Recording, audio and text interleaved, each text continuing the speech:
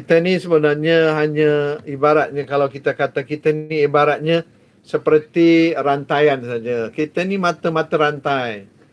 Perjuangan ni panjang, perjuangan ni susah, sulit. Perjuangan ini bukannya dibentang dengan permaidani merah. Ya, perjuangan kita ini penuh dengan ranjau, penuh dengan duri. Blue camel, yes. Kaif, Masya Allah, marhaban bikum. Syukran. Kita berjuang, semua kita ya.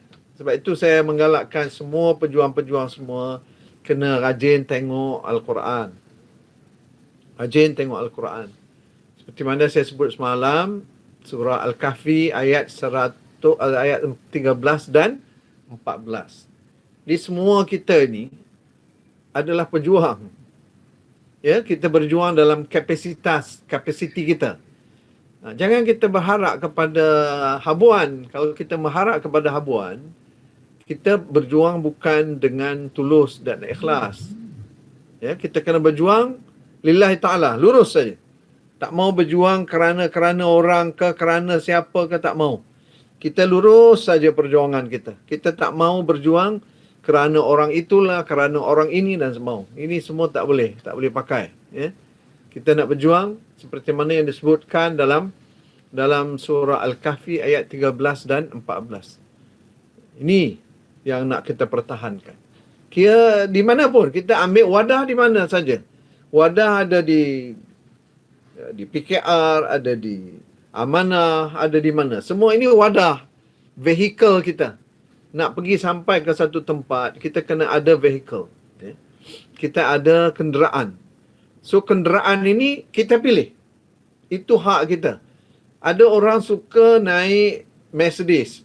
Dia kata Mercedes bagus. Dia kata Mercedes ni selamat. Ada orang kata, saya lebih suka Range Rover. Sebab Range Rover boleh masuk laut. Pakai laut. Boleh naik bukit. Boleh jalan kat darat. Semua boleh.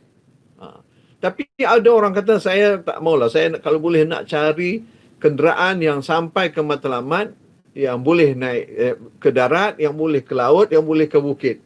Semua ini ada hak. Itu hak kita. Tetapi yang terpenting, seperti mana yang saya bacakan ayat itu semalam, dari surah Al-Kahfi itu, bagaimana Allah mengingatkan kepada kita tentang perjuangan ini. Ya, jangan taksub, betul. Perjuangan ini mestilah perjuangan yang diasaskan kepada keyakinan kita.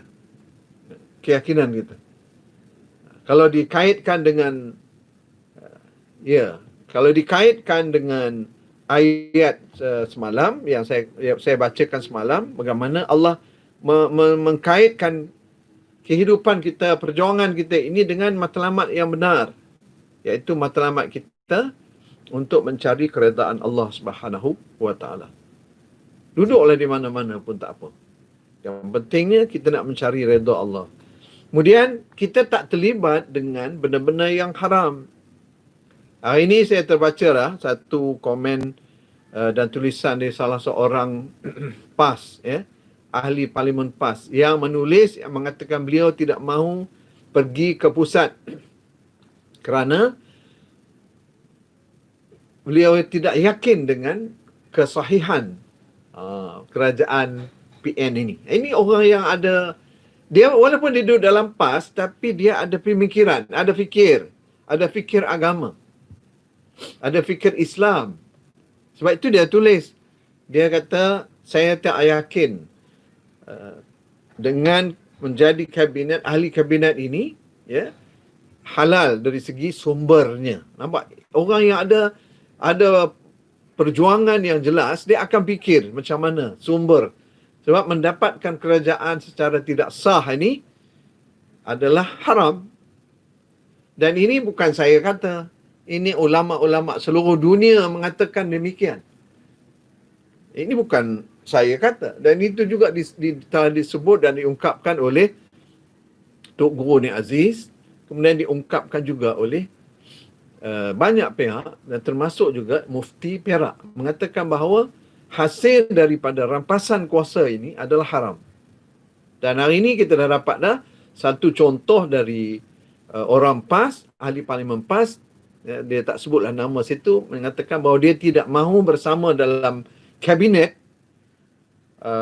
PN sebab dia ragu-ragu tentang keabsahan dan juga tentang kehalalan rezeki dari hasil menjadi kabinet PN. Nampak?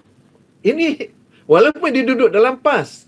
Sebab itu saya kata tadi, kita memilih vehikel kita.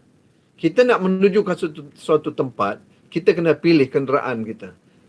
Dan kita nak menuju ke mana? Kita nak menuju ke matlamat yang benar, iaitu matlamat untuk mencari keredaan Allah kalau sebagai orang Muslim. Dan kita nak bebaskan negara kita ini dari sebarang bentuk penindasan, kezaliman. Kita nak bebaskan negara kita ini dari unsur-unsur rasuah. Kita nak bebaskan negara kita ini dari masalah-masalah racism. Rasis terlalu kuat dalam masyarakat kita. Kita nak bebaskan Malaysia. Ini perjuangan yang bersih. Perjuangan yang suci. Sebab itu salah seorang ahli PAS, ahli parlimen PAS menulis, saya rasa sangat benar. Apa yang ditulis itu adalah datangnya dari hati nurani dia. Yang mengatakan bahawa dia tak berapa yakin dengan sumber dari hasil Perikatan Nasional ini. Nampak tuan-tuan? Dia dalam PAS, tetapi dia ada pendirian. Ini yang kita nak. Jangan sampai kita duduk dalam PH, tetapi cara berfikir kita macam UMNO. Lagi berat. Duduk dalam PH, tapi cara fikir kita macam puak-puak yang racism. Masih ada lagi rasis, masih lagi nak penyelesaian Malaysia ni nak kena apa? Kena kembali kepada perkauman. Menindas orang lain. Kita saja dapat peluang. Khairul Anwar, apa kata dia? Yang bawa masuk Cimpeng DAP keturunan komunis. Itulah tak nak baca. Itu kalau saya balas sekarang, sakit hati. Baca dulu. Baca banyak buku tu ya. Jangan dengan MCA itu yang paling banyak sekali komunis dalam MCA. Okey.